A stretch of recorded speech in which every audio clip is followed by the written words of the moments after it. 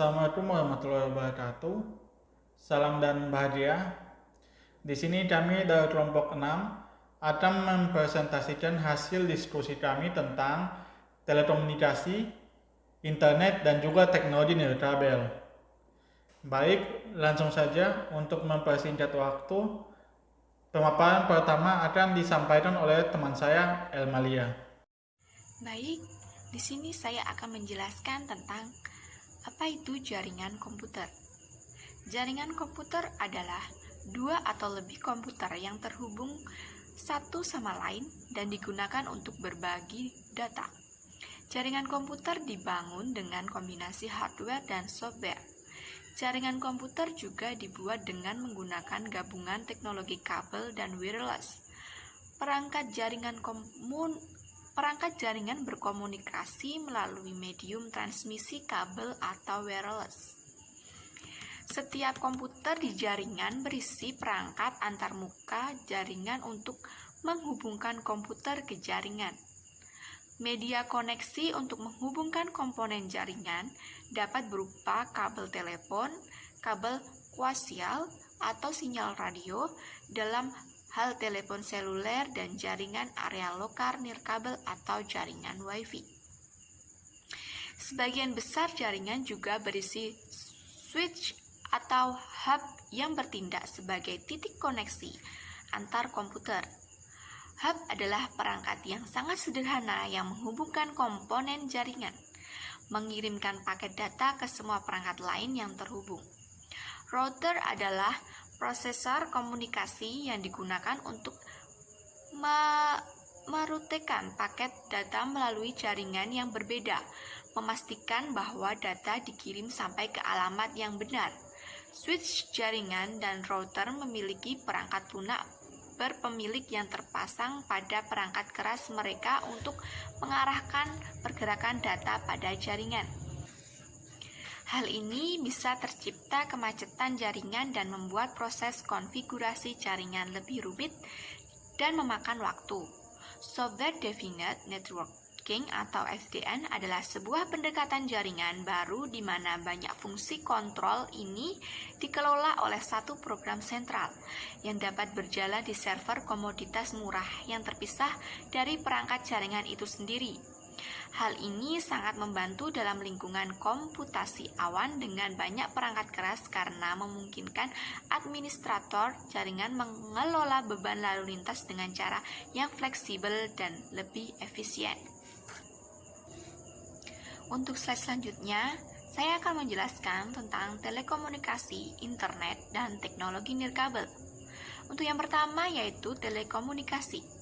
Telekomunikasi adalah setiap pemancaran, pengiriman, dan atau penerimaan dari setiap informasi dalam bentuk tanda-tanda, tulisan, gambar, suara, dan bunyi melalui sistem kawat optik radio atau sistem elektromagnetik lainnya. Yang kedua yaitu internet. Internet adalah sebuah sistem komunikasi global yang menghubungkan komputer-komputer dan jaringan-jaringan komputer di seluruh dunia. Internet juga adalah jaringan dari jaringan global menggunakan standar universal untuk menghubungkan jutaan jaringan yang berbeda atau dengan kata lain internet berasal dari kata internet working atau terhubungnya jaringan-jaringan terpisah yang masing-masing memiliki identitasnya sendiri menjadi jaringan saling terhubung. Yang terakhir yaitu teknologi nirkabel. Teknologi nirkabel adalah jaringan sistem yang menggunakan kabel untuk mengakses suatu informasi. Sebuah jaringan sederhana terdiri atas dua komputer atau lebih yang saling terhubung. Komponen-komponen dasar jaringan adalah komputer penghubung jaringan, medium koneksi, perantik lunak sistem operasi jaringan. Hub atau switch. Hub adalah perantik yang sangat sederhana yang menghubungkan komponen jaringan, mengirimkan paket data ke semua perantik yang terhubung. Sedangkan switch adalah perantik yang menghubungkan komponen jaringan yang lebih cerdas daripada hub dan dapat menyaring dan mengirim data ke tujuan tertentu. Infrastruktur jaringan untuk perusahaan besar bergantung pada infrastruktur publik dan swasta untuk mendukung pergerakan informasi melewati bermacam platform teknologi.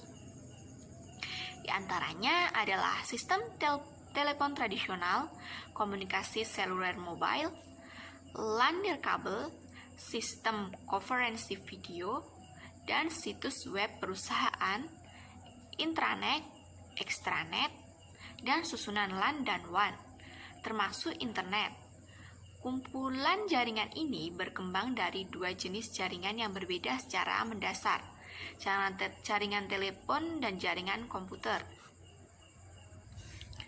Untuk slide selanjutnya, saya akan menjelaskan tentang fitur jaringan.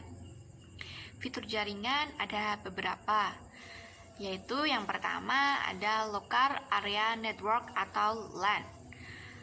LAN adalah suatu jaringan komputer yang hanya mencakup wilayah lokal saja. Artinya, jaringan ini hanya dapat digunakan oleh pengguna di area LAN. LAN menghubungkan perangkat ke jaringan internet melalui perangkat jaringan sederhana. Dalam jaringan LAN biasanya ditemukan kabel UTP, hub, switch, maupun router.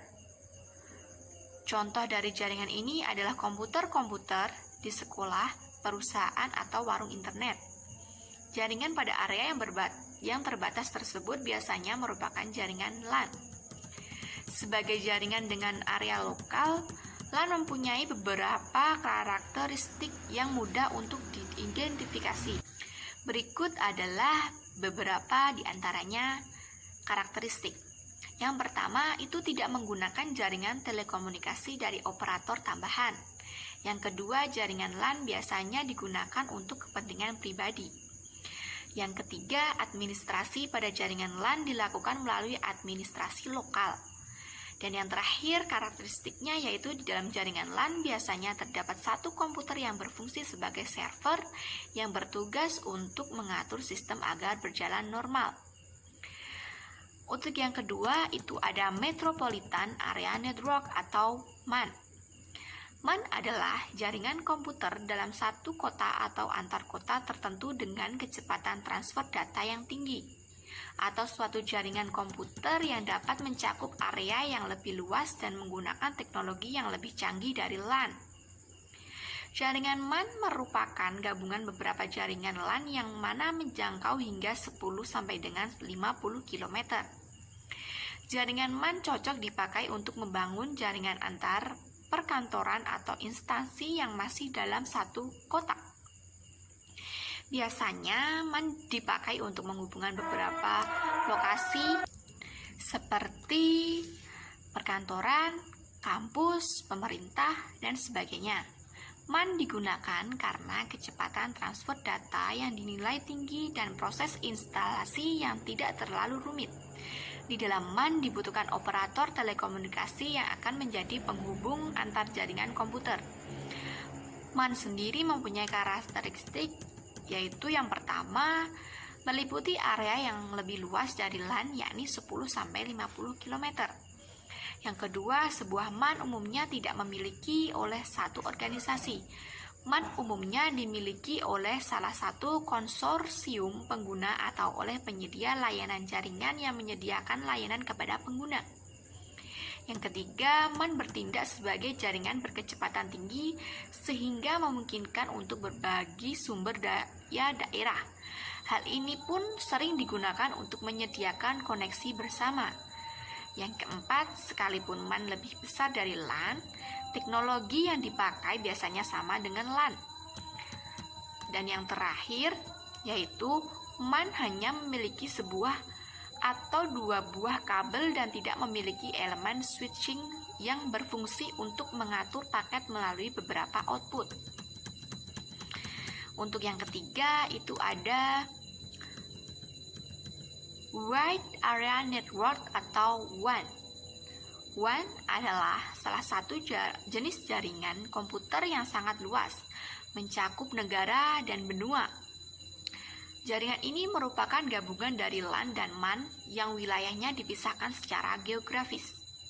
Membangun jaringan WAN membutuhkan kabel serat optik atau fiber optik. kabel telepon, atau bisa juga menggunakan satelit.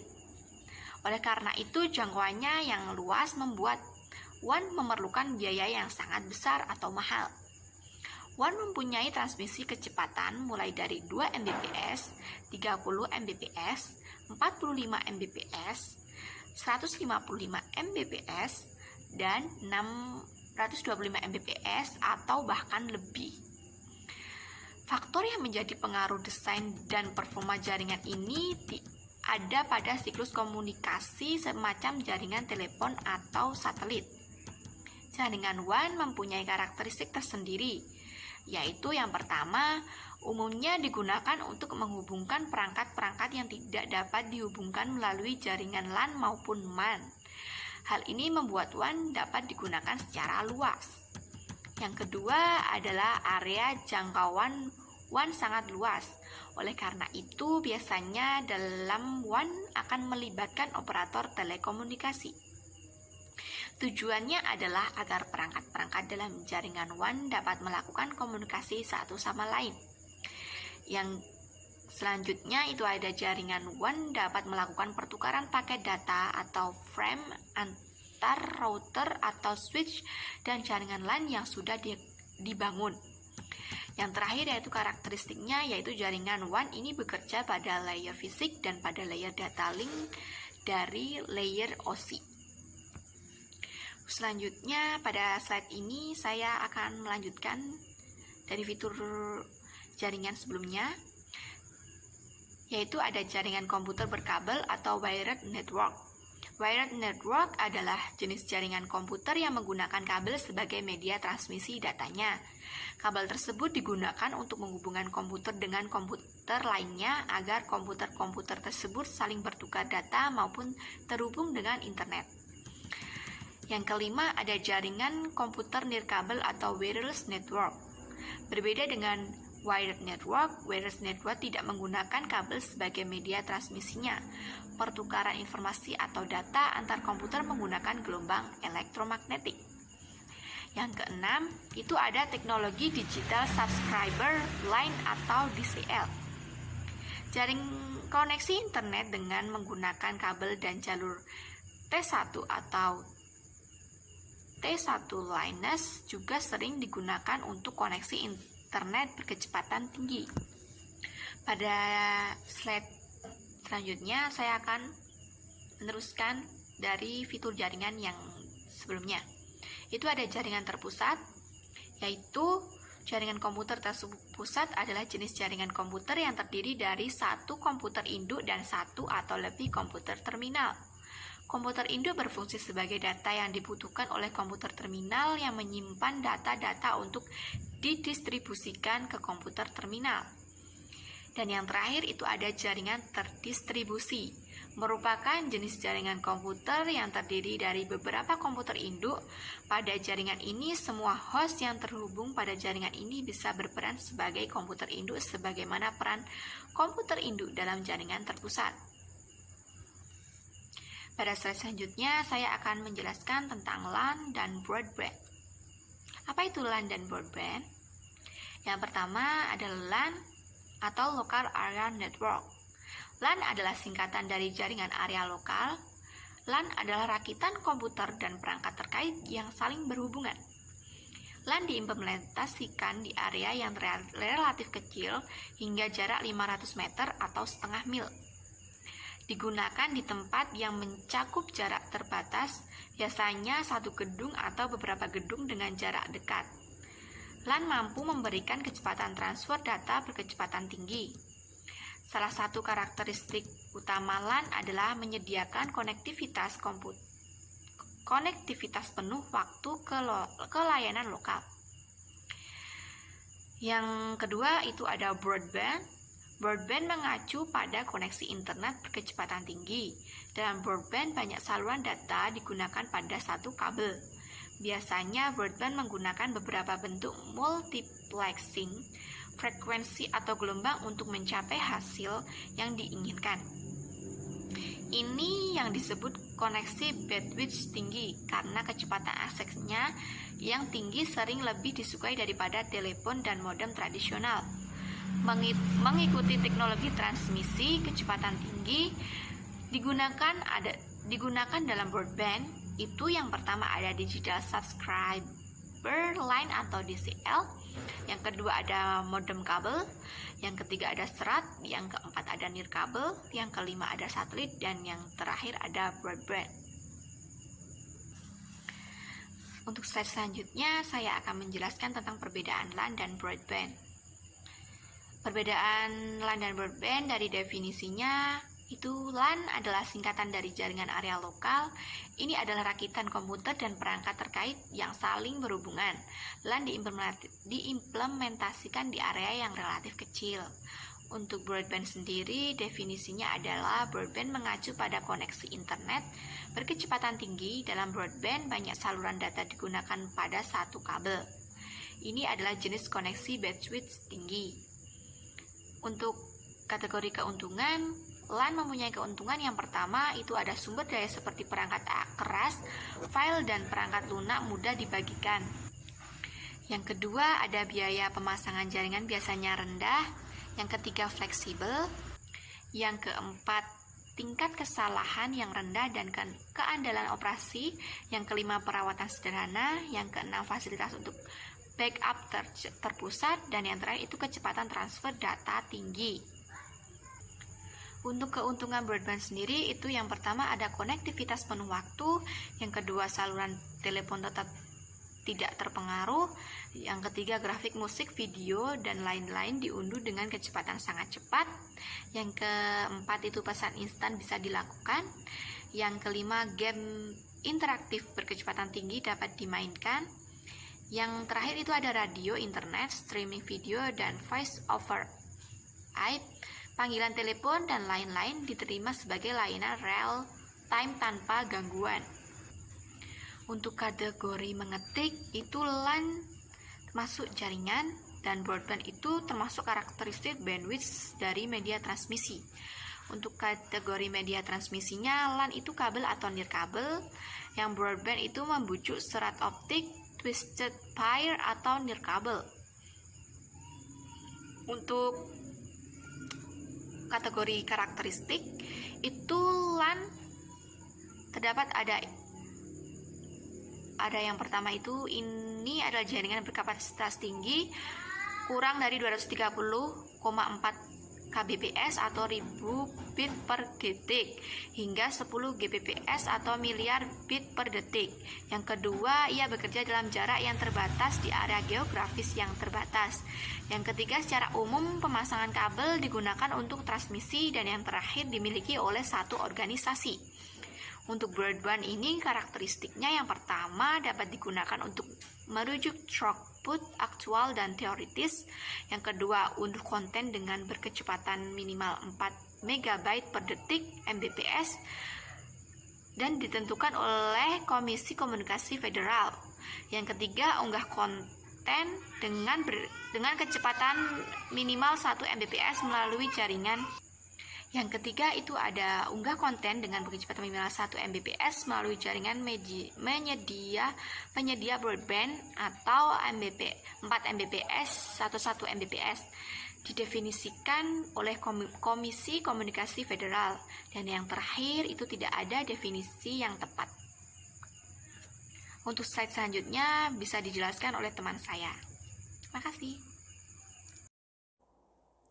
Assalamualaikum warahmatullahi wabarakatuh. Salam dan bahagia. Nama saya Muzaffar Fifman Cebutudoka dari kelas 4A8 Manajemen.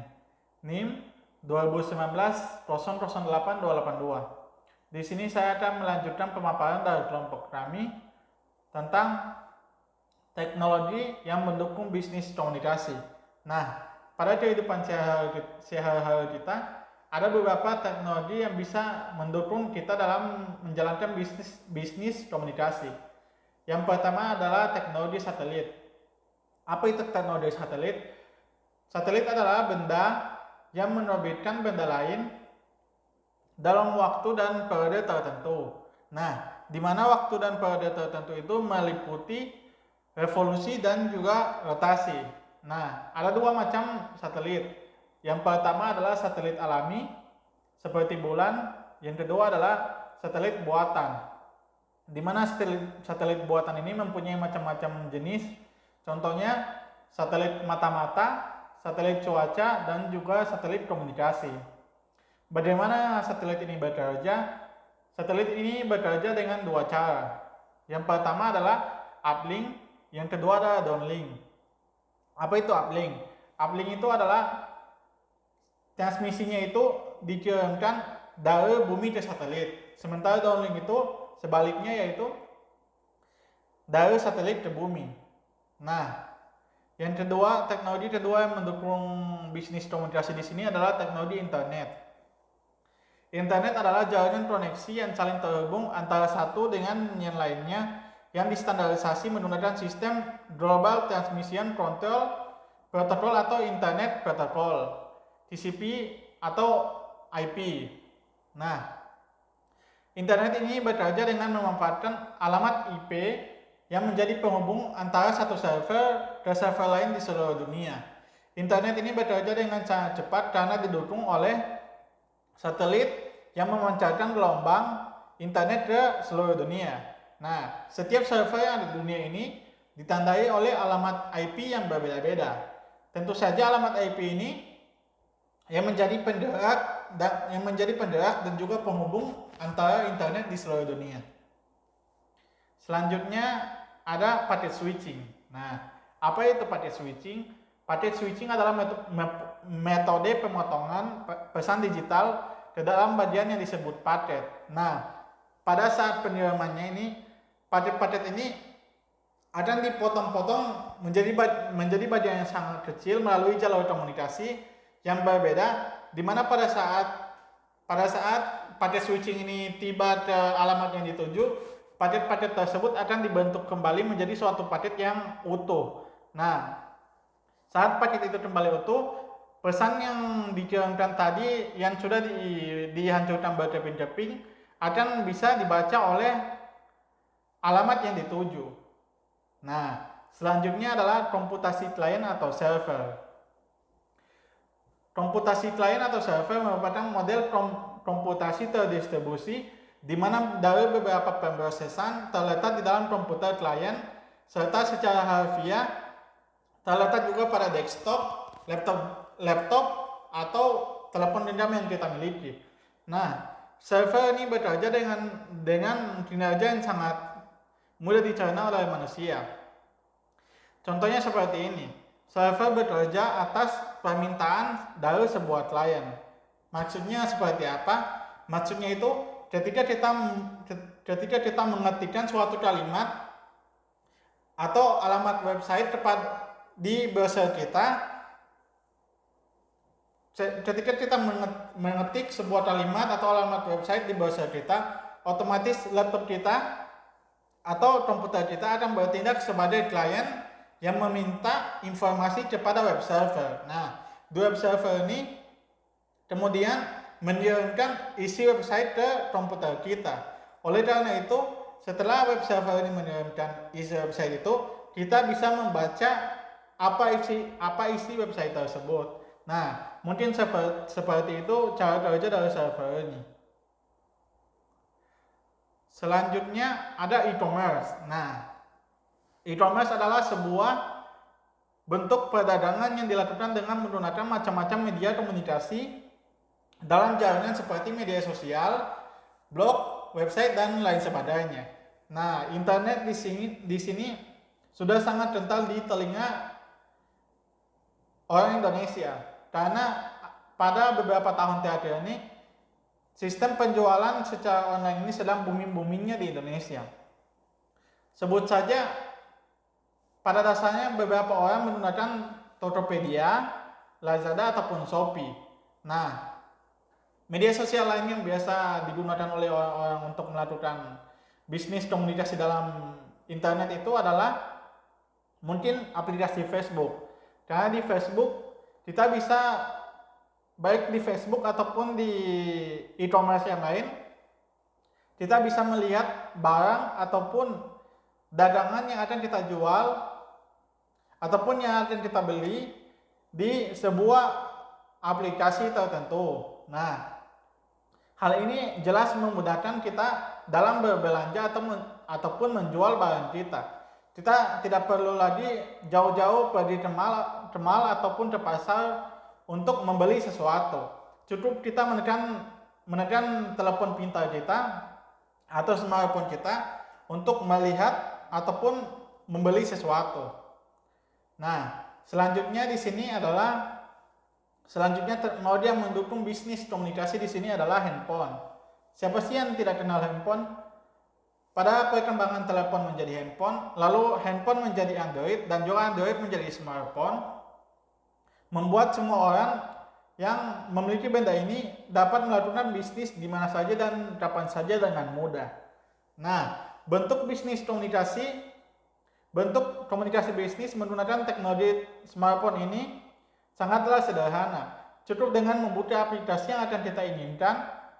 Contohnya seperti yang saya singgung tadi, kita cukup membuka misalnya Shopee untuk melihat ataupun sekedar mengecek apakah barang kita ataupun apakah produk yang akan kita beli tersedia di toko tersebut. Saya rasa ini adalah langkah yang sangat gampang yang bahkan anak-anak pun bisa membeli di toko online. Nah, yang selanjutnya teknologi yang bisa mendukung bisnis komunikasi adalah TCP/IP dan juga konektivitas. TCP/IP dikembangkan pada tahun 1970-an untuk mendukung upaya Defense Advanced Research Project Agency atau DARPA dalam membantu para ilmuwan untuk mengirim data jarak jauh. Nah, dari berbagai komputer yang berbeda. TCP/IP ini menggunakan rangkaian protokol seperti yang sudah saya singgung tadi, yaitu TCP dan juga protokol IP. Nah, di sini ada macam-macam jaringan komunikasi. Ada 3 jenis jaringan komunikasi. Yang pertama adalah sinyal analog, sinyal digital, dan juga modem. Apa itu sinyal analog? Nah, sinyal analog ini adalah sinyal yang diwakili oleh gelombang kontinu yang melewati media komunikasi dan telah digunakan untuk komunikasi suara. Biasanya ini sinyal analog ini digunakan untuk komunikasi suara. Contohnya mungkin seperti radio dan juga televisi pada zaman dulu yang hanya melewati gelombang suara. Nah, yang kedua di sini adalah sinyal digital. Berbeda dengan sinyal kontinu sinyal analog tadi, sinyal ini tidak dalam bentuk gelombang kontinu, melainkan sinyal digital mengkomunikasikan gelombang dalam bentuk binary discrete. Apa itu binary discrete? Sinyal digital mengkomunikasikan informasi sebagai string dari 2 keadaan discrete, 1 bit dan bit 0, yang diwakili sebagai pulsa on dan juga off. Nah, selanjutnya seperti yang kita kenal, kita menggunakan modem. Apa itu modem? Modem adalah singkatan dari modelator demulator. Nah, modem kabel menghubungkan komputer kita ke internet hanya menggunakan jaringan kabel. Di sini modem sangat memudahkan kita pada beberapa tahun yang lalu, karena dengan modem ini kita sudah bisa berselancar di internet. Apalagi saya yang merupakan orang yang berasal dari mungkin bukan dari kota besar, pada beberapa tahun yang lalu sangat kenal sekali apa yang dinamakan dengan warnet. Nah, warnet ini menggunakan sistem modem ini sebagai layanan utama untuk menyediakan internet.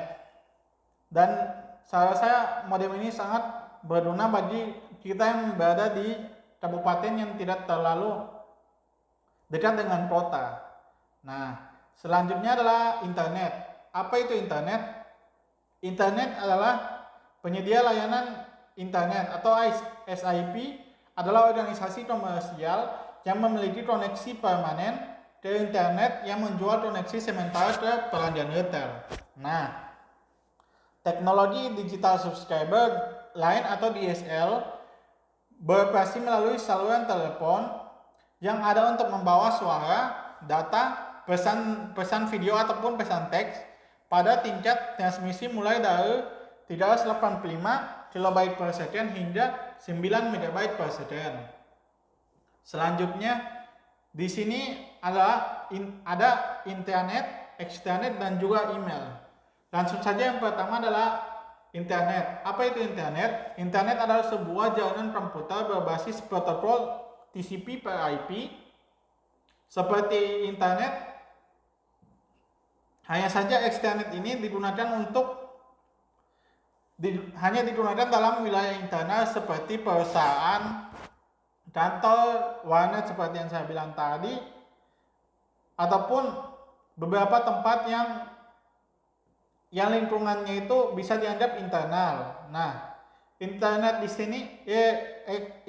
sini bisa dikategorikan sebagai apapun yang menggunakan cakupan internet di dalam suatu wilayah ataupun bisa dibilang suatu tempat bisa dikatakan sebagai internet. Nah, yang kedua adalah eksternet. Eksternet adalah manajemen rantai pasokan, perancangan dan pengembangan produk dan pelatihan atau jaringan pribadi yang menggunakan protokol internet dan sistem telekomunikasi publik untuk membagi sebagian informasi bisnis atau operasi secara aman kepada penyalur atau supplier, kepada penjual atau vendor, dan kepada partner atau mitra. Nah, eksternet ini juga digunakan sebagai sarana informasi yang disalurkan kepada pelanggan secara luas. Nah, yang ketiga di sini adalah email. Apa itu email? Email adalah surat elektronik yang memungkinkan pesan-pesan untuk ditukarkan dari satu komputer ke komputer lainnya. Bisa juga dari satu handphone ke handphone lainnya.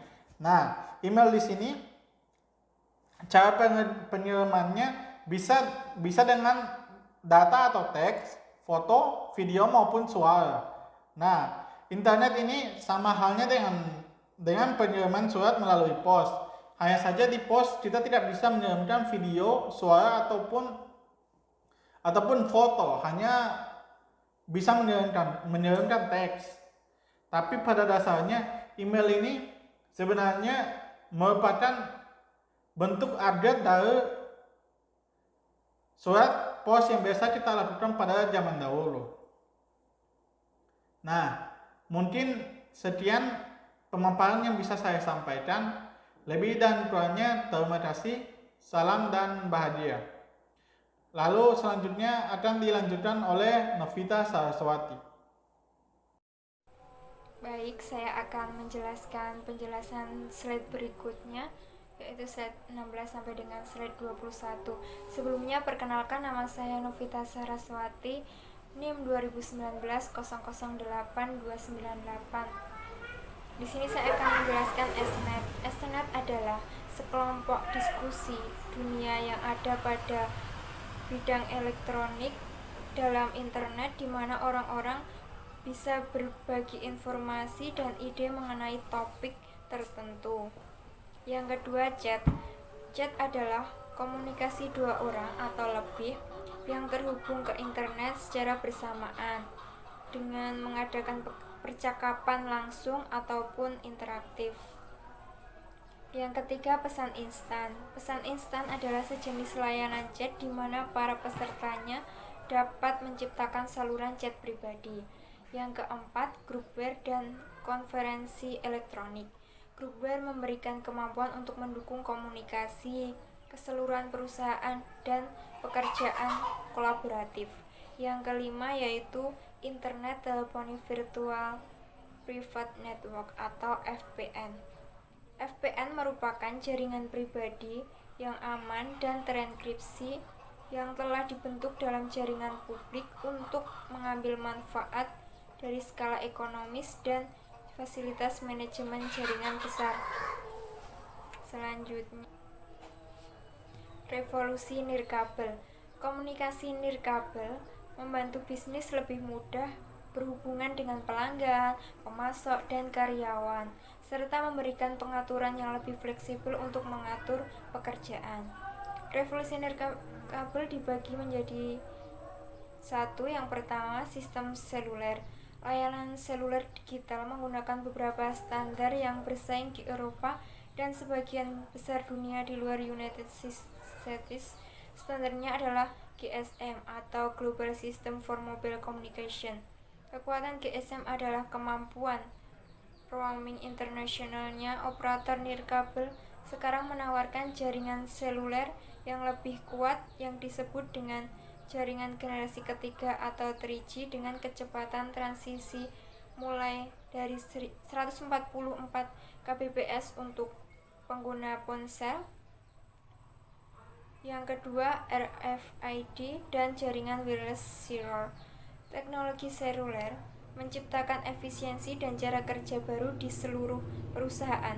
Selain sistem nirkabel yang baru saja kami jelaskan, sistem identifikasi frekuensi radio dan jaringan sensor nirkabel memiliki dampak yang besar. Sistem identifikasi frekuensi radio atau RFID menyediakan teknologi yang ampuh untuk melacak pergerakan barang ke seluruh rantai pasokan. Selanjutnya, standar WAP dan iMODE. Standar WAP WAP adalah Wireless Application Protocol, merupakan standar atau protokol lama yang digunakan untuk pengiriman dan penyajian informasi nirkabel ke telepon seluler atau perangkat nirkabel lainnya. WAP akan membawa informasi secara online melalui jaringan internet menuju ponsel atau klien WAP yang lain. Yang kedua, iMODE adalah teknologi unik yang diperkenalkan oleh Jepang pada tahun 1999 oleh NTT Docomo untuk pertama kalinya sebagai port komunikasi lengkap baik melalui layanan telepon, email, atau informasi web. Selanjutnya yaitu perbedaan WAP dan iMODE. Perbedaan yang paling mendasar adalah kemampuan grafis yang berbeda. Memang benar bahwa iMODE hanya mendukung grafik sederhana, itu jauh lebih banyak daripada yang dimungkinkan oleh WAP. Jaringan data terpaket iMODE lebih cocok untuk mentransfer data daripada jaringan saklar sirkuit WAP. Selanjutnya, iMODE menggunakan CHTML, bagian dari HTML, sedangkan WAP menggunakan WML, bagian dari XHTML. CHTML meskipun tentu saja lebih mudah untuk dikembangkan dari sudut pandang desainer web, memiliki batasannya. Kelemahan WML saat ini, WAP Gateway diperlukan untuk menerjemahkan antara HTML dan WML untuk hampir setiap transfer data. Di sisi lain, karena WML berasal dari XML, WML jauh lebih dapat diperluas. Jadi meskipun WAP saat ini mungkin memerlukan teknologi yang lebih rumit, WAP mungkin dalam jangka panjang memungkinkan pengguna melakukan lebih banyak hal dengan perangkatnya. Selanjutnya, perbedaan utama lainnya adalah kemampuan iMODE selalu aktif karena pengguna tidak dikenakan biaya untuk waktu yang mereka habiskan secara online. Ini tidak hanya tampak lebih nyaman, tetapi juga lebih murah daripada harus membayar di waktu yang dibutuhkan untuk online. Selanjutnya yaitu lapisan WAP Protocol Stack. Yang pertama, WAE, Wireless Application Environment. WAE menyediakan alat yang digunakan oleh pengembang konten internet nirkabel. Di dalamnya terdapat WML script yang menjadi bahasa scripting yang digunakan di WAP. Selanjutnya, WTLS atau Wireless Transport Layer Security. WTLS merupakan layer keamanan atau layer security. Di sini akan dilakukan proses enkripsi data untuk pengiriman data sensitif. WTLS memiliki fungsi yang hampir sama dengan TLS atau Transport Layer Security di TCP atau IP. Selanjutnya, WSP atau Wireless Session protokol. WSP ini bertugas untuk memeriksa format data, konversi data, serta pengkodean yang ditransmisikan. Yang keempat yaitu WDP Wireless Datagram Protocol atau WDP, merupakan layer transport. Layer ini akan mengontrol transmisi data, apakah menggunakan mekanisme UDP yang bersifat connectionless atau mobile IP yang bersifat connection oriented. Yang kelima, WTP atau Wireless Transaction Protocol. Layer WTP akan melakukan pengecekan apakah data berhasil dikirim atau belum. Jika data tidak terkirim, maka akan dilakukan pengiriman kembali. Selanjutnya yaitu network carriers, dapat berupa teknologi apapun yang dapat digunakan oleh jaringan wireless. Network carriers digunakan untuk mengirimkan informasi yang disediakan pada layar WDP. Selanjutnya yaitu kita mengambil kasus telekomunikasi internet dan teknologi nirkabel dari perusahaan Tokopedia. Perusahaan Tokopedia telah menggunakan jaringan komputer yang terhubung dengan LAN atau Local Area Network. Setiap komputer yang digunakan oleh pegawai akan tersambung dengan LAN yang sudah terhubung dengan server yang dikelola oleh divisi IT. Teknologi telekomunikasi saat ini seperti misalnya menggunakan email sebagai salah satu sarana untuk berkomunikasi dengan sesama divisi maupun antar divisi, dan juga sebagai sarana untuk menerima dan menyampaikan data informasi dari penjual kepada pembeli. Untuk jaringan nirkabel, perusahaan Tokopedia sudah menggunakan WiFi yang dapat diakses di seluruh area perusahaan yang bertujuan untuk memudahkan karyawan bekerja. Pada bidang SDM atau sumber daya manusia, jaringan dan internet perusahaan dapat digunakan untuk mengakses data penjual dan pembeli. Pada bidang sistem informasi, maka untuk mendukung jaringan infrastruktur dan situs perusahaan merekomendasikan teknologi dan aplikasi jaringan yang baru. Di bidang penjualan dan pemasaran dapat dilakukan sistem dan penjualan secara online yang menghasilkan transaksi pemesanan dari jaringan pribadi atau web dan dengan sistem pemasaran yang menggunakan data yang dihasilkan untuk situs-situs web. Teknologi dalam jaringan dan komunikasi digital dapat membantu perusahaan dalam mencapai keunggulan operasional, keunggulan strategis, dan membuat hubungan yang dekat dengan penjual dan pembeli. Sekian penjelasan yang dapat saya sampaikan, kurang lebihnya mohon maaf. Sekian presentasi dari kelompok kami. Lebih dan kurangnya kami mengucapkan terima kasih kepada Pak Ahyar selaku dosen pengampu mata kuliah Manajemen Informasi yang telah memberikan kesempatan kepada kami untuk melengkapi nilai ujian akhir semester mata kuliah Manajemen Informasi. Mungkin itu beberapa hal yang bisa saya sampaikan. Lebih dan kurangnya kami mohon maaf. Salam dan bahagia.